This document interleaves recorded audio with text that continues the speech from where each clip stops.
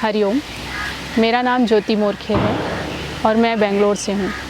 आज मैं आपको पूज्य संत श्री आशाराम जी बापू से मैं कैसे जुड़ी और कैसे उनके बताए हुए मार्ग पर चलकर मैंने अपने जीवन को अच्छा बनाया है, उसके बारे में मैं आपको बताना चाहती हूँ। मेरी शादी एक ऐसे परिवार में हुई जहाँ पर सभी लोग बापूजी से दीक्षित थे। फिर जब मैं शादी करके उस घर में आई, मैंने देखा कि घर के सारे लोग संध्या करते थे, कीर्तन करते थे, जप करते थे, अनुष्ठान करते थे। मुझे देखकर ऐसा लगा कि ये सब करने से उनके जीवन में कितनी शांति है, उनके व्यवहार में कितनी अच्छाई है। तो मैंने सोचा कि मुझे भी ये करना चाहिए। तो मैंने अपनी माताजी से कहा कि माताजी मुझे भी आप लोगों की तरह जप ध्यान करना है। तो उन्हें बहुत प्रसन्नता हुई और उन्होंने मुझे भी माला और आसन खरीद कर दिया। और फिर उस दिन से मैंने भी जप करना शुरू किया, अनुष्ठान करने शुरू किए। फिर कुछ समय बीता और मेरे पतिदेव ने मुझसे कहा कि मैं तुम्हें आश्रम दिखाना चाहता हूँ। तो हमने तय किया कि हम आश्रम जाएंगे अहमदाबाद। तो हम अहमदाबाद आश्रम आने के लिए निकले। उसके बाद फिर हम बस से यात्रा कर रहे थे और मैंने उनसे पूछा कि मैं अपना परिचय आश्रम में कैसे दूंगी, कि मैं तो दीक्षित नहीं हूँ। तो उन्होंने कहा कि तुम कह देना कि तुम दीक्षित हो। तो मेरे मन में वो भाव खटक रहा था कि ऐसा मैं झूठ कैसे बोलूँगी कि मैं दीक्षित नहीं हूँ।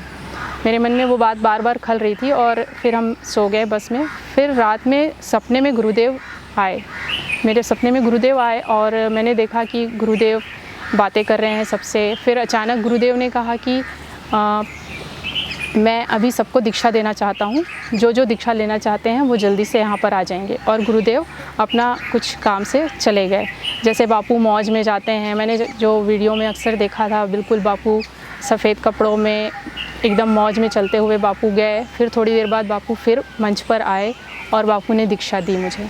तो फिर उसके बाद मेरा सपना जब टूटा, मैंने सुबह अपने पतिदेव को बताया कि बापूजी मेरे सपने में आए और बापूजी ने मुझे दीक्षा दी।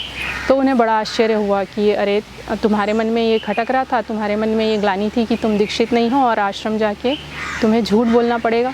तो चलो, तुम्हारे मन का समाधान हो गया, बापूजी ने तुम्हें दीक्षा दे दी। तो फिर उस तरह से मतलब मेरे मन का भी समाधान हो गया और उस दिन से मैं फिर वही मंत्र गुरु मंत्र के रूप में जप करने लगी। तो मुझे ऐसा लगता है कि ये जो करोड़पति अरबपति लोग हैं, जिनके घर में इतने धन धान्य, इतनी सुख सुविधाएं हैं, मैं दावे के साथ कह सकती हूँ कि जितना आनंद, जितनी शांति और जितनी संतुष्टि हमारे जीवन में है, उनके जीवन में नहीं हो सकती। और ये आनंद और ये शांति हमारे जीवन में अगर है तो केवल और केवल हमारी करुणा में, हमारे पूज्य गुरुदेव की प्रेरणा से है। उनके बताए हुए मार्ग पर चलने से हमारे जीवन में आनंद और शांति का आज हम अनुभव कर पाते हैं।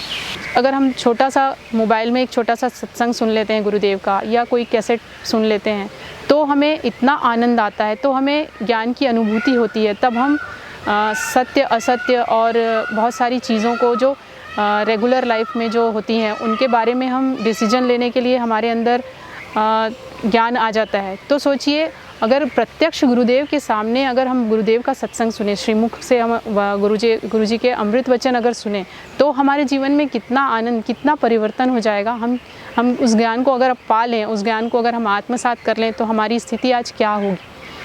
ऐसे पूज्य और ऐसे करुणावान गुरुदेव के चरणों में मेरा कोटि कोटि वंदन है।